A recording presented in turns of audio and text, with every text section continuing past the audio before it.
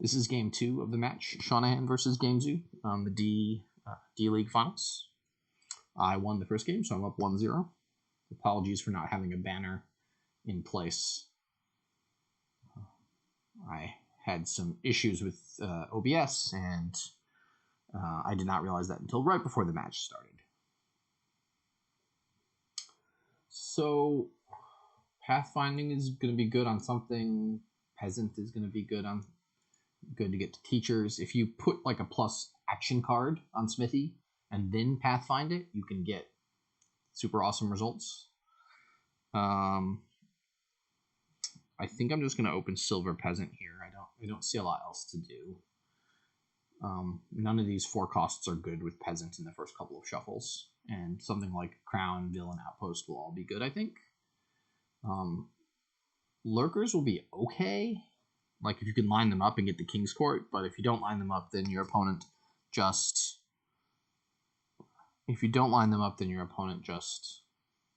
gets a free King's Court. Like we saw last game, I got a free Peddler. So they got Peasant Bard. I was just worried that if you collide them, you'd be very sad. Maybe they're not as worried about that. I'm going to start in on the villages. It's sad to buy a hostelry for 4, but it's the card that I need in my deck. Okay, so this has gone badly. My Peasant missed the shuffle. So that means I'm going to be a little behind. There's a chance that their Peasant missed the shuffle. There's also a chance that the Bard gives them like Wind's Gift and draws the Peasant dead, which would be sad. I think I'm going to go ahead and buy an Outpost on my turn. It feels a little bit early, but it will enable me to take extra turns where I can play my Peasant or move through my shuffle.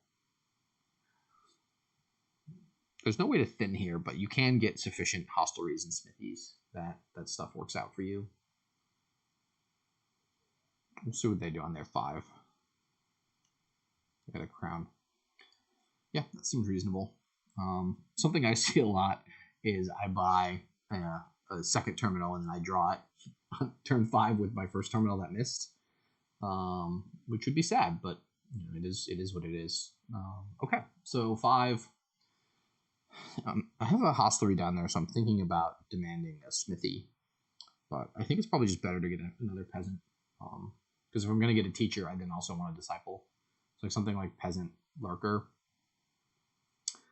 I could also like demanding a smithy. Is that reasonable? I think I want the Peasant Lurker right now. The Lurker blocks them. And here I'll definitely demand smithy because I know I have the hostelry in that last 5 cards. So their Peasant missed as well, which is good. They did find it with their $5 actional that was a Crown, so they were able to play it twice, which is quite nice. So demand on smithy here. As we see, I'm going to have a really nice starting 5 cards. And I knew that hostelry and Outpost were going to be in this set of cards. And even if the hostelry was bottom decked, I would have drawn it with the horse. So yeah, Flame's Gift is nice, although they were only able to trash a copper and not a estate. So there's nothing in the trash. Okay, I drew my Outpost dead, unfortunately. But I think that's not terrible. I don't want to trash. I don't want to give them more Lurkers, I don't think. So, yeah, if I didn't draw my Soldier, I would have played the Outpost. But since I drew the Soldier, I kind of have to play that. So now what's in the rest of my deck? It's basically 4 coppers, silver, estate, Peasant. So I'm considering just demanding another village. And trying to get to 5 again, and then I can demand a hostelry. And I'll have another hostelry in the deck. Mostly this is for the horse effect. Like if you buy a hostelry, normally you buy a hostelry and gain the horse. I could also gain a Crown. That doesn't seem crazy to me, but I think I'm going to do this demand hostelry. Normally you use the on-buy effect to gain the horse, but here I'm using the demand effect, so that seems pretty nice. I did find my Peasant, which is great. So here I'm going to hostelry and gain 2 horses rather than top deck. And I will take that Soldier. So now I'm in an okay spot. I've got a fugitive and a soldier. They've got their soldier. Were they able to top deck? No. I'm concerned that if I don't top deck stuff very precisely with demand, I won't be able to line up hostelry and smithy, which is why I didn't do that. They're able to get the nice draw where they're well. I mean, you expect to eventually with 2 lurkers, I'll line up the crown with the lurker and be able to get a king's court. So maybe my next priority should be getting a crown for myself. I'm a little bit behind where I thought I would be if I hadn't collided my outpost and soldier. I'd be a little bit further along, but I think beyond that, I've had pretty nice draws. So I don't think I can complain here.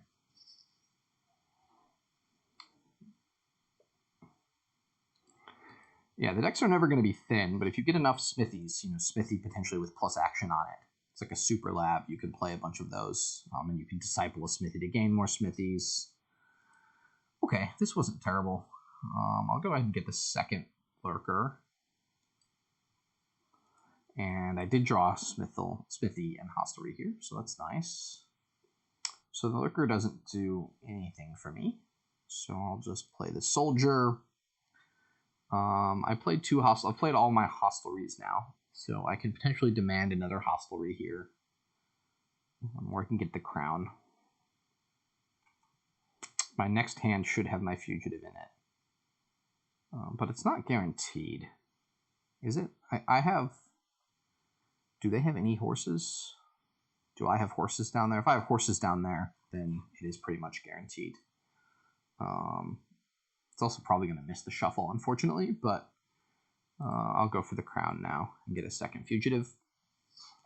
Yeah, so here I'm going to play the fugitive and basically not do much. Yeah, I can just save these three horses for later. So I think I'll get another peasant just to keep for the plus buy. It's the only source of plus buy on this kingdom.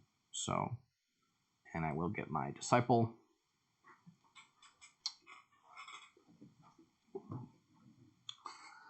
That's a nice gift there. They can discard like a copper and then discard the rest of their copper and get a hostelry and discard the rest of their coppers potentially.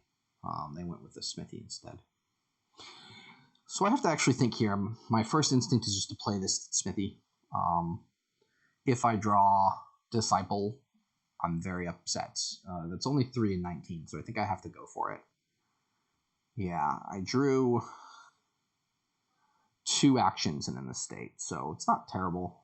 I don't know that there's anything I want for 3. Maybe I will get 1 more lurker to try to just get a bunch of King's Courts. If you have King's Court Smithy, for example, with the plus action token on it, you will be able to draw deck. I can discard a copper. I don't think I'm going to play my lurker here. Well, I'm probably going to discard. I'm not sure. Oh. Yuck. That's what happens when you crown soldier. I knew that was happening as it happened, and I didn't pay attention to it. Okay, this is great. I lined up. I think, unfortunately, the King's Court value for me is more than them getting an outpost turn. So, yeah, I decided I did really want the teacher. And I'm just going to start buying smithies now and put plus action on smithy.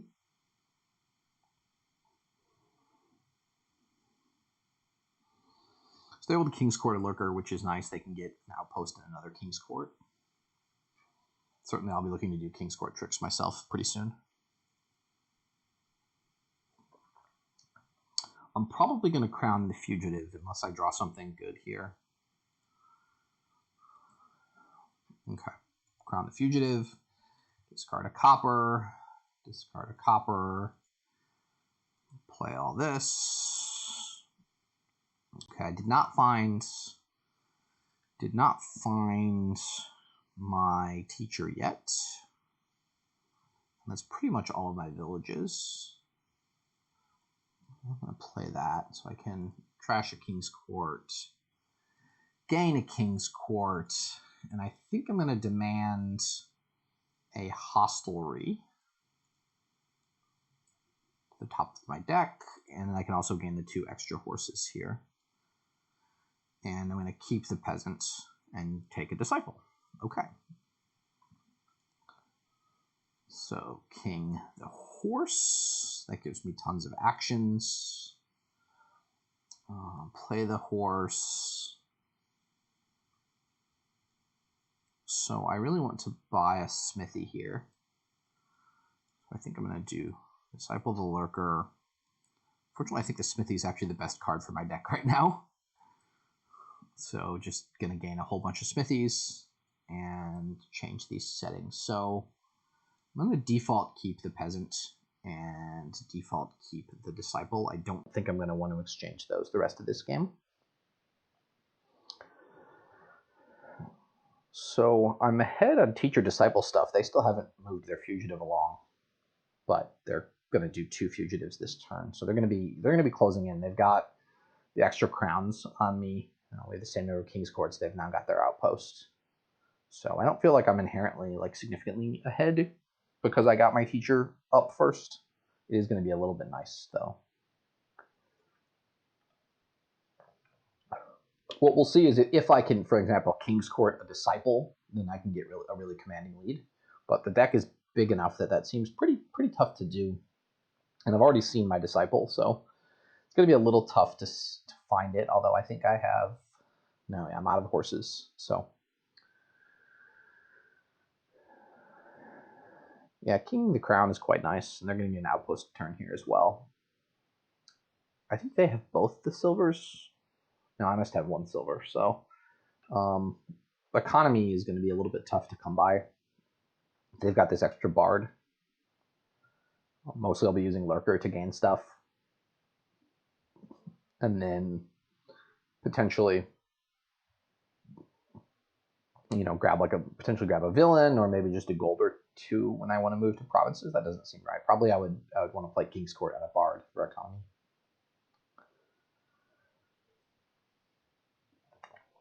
They did demand a horse and a smithy there, which is nice. It is very possible that they dud this turn, given how small the deck is, but they did find a king's court, so they've guaranteed a big turn here. I have not had, it's strange, my deck is ahead. I guess I had turn 13, I had a big hand. That was certainly both of our biggest turns of the game here. They were able to take off on their outpost turn. And I was not. Really? I guess I was. I played a king's court and a horse, so that seems reasonable. So their turns are going to be a little bit bigger than mine because they had their king's courts in play. So they've got more king's courts plays than I have. As I said, I normally if I had a teacher or disciple before they had either, I would be quite a bit ahead, but that doesn't seem to be the case here.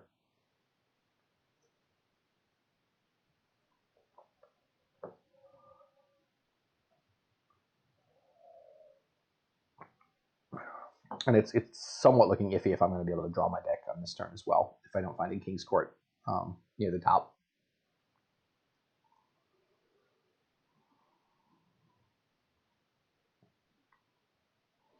They were able to crown disciple, which gains a ton of hostleries and horses. So their deck is certainly in better shape than me. So if I can't get a good turn here, I'm going to be pretty far behind. You also have to watch out for the piles with disciples.